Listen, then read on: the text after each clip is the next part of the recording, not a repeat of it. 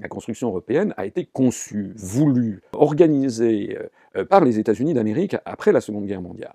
En offrant une colossale aide financière à la reconstruction de l'Europe, que l'Union soviétique refuse et impose à ses nouveaux satellites d'Europe de l'Est de refuser à leur tour, les États-Unis obligent dès le début de 1947 chacun à choisir son camp. C'est à cette période-là que les États-Unis ont lancé l'idée de la construction européenne, et on sait que la déclaration Schuman du 9 mai 1950, en fait, a été donnée à Robert Schuman, qui n'a été en fait que le porte-voix, c'est-à-dire qu'il n'a fait que lire un texte qui lui avait été préparé, texte qui lui a été transmis par Jean Monnet, qui était un officier traitant des services américains. Le problème qui se pose est celui de la situation de l'Europe après la Seconde Guerre mondiale.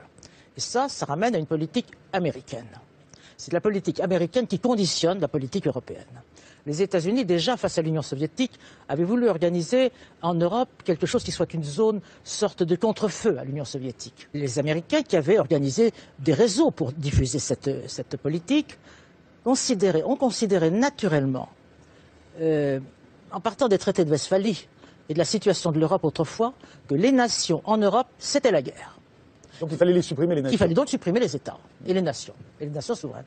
Ça a été dit expressément. Ça a été dit par Bush, ça a été dit d'abord par Monnet, qui portait, comme chacun sait, le message européen. Il était convaincu, mais il le portait. C'était d'ailleurs un agent américain. On ne sait même combien il a été rémunéré, puisque maintenant c'est déclassifié. Donc, à partir de ce moment-là, la construction européenne, c'est une espèce d'invention politique qui sert les intérêts des États-Unis, fondamentalement, qui permet de neutraliser les États de l'Europe dans une espèce de construction de tour de Babel, où plus il y a de pays, et plus les intérêts s'opposent, et plus c'est auto-neutralisant. C'est un système d'auto-blocage, et donc ce sont les États-Unis qui pilotent l'affaire. De Gaulle l'avait perçu, ça, il l'avait très bien compris, alors même que c'était encore l'Europe des six, dans sa fameuse conférence de presse.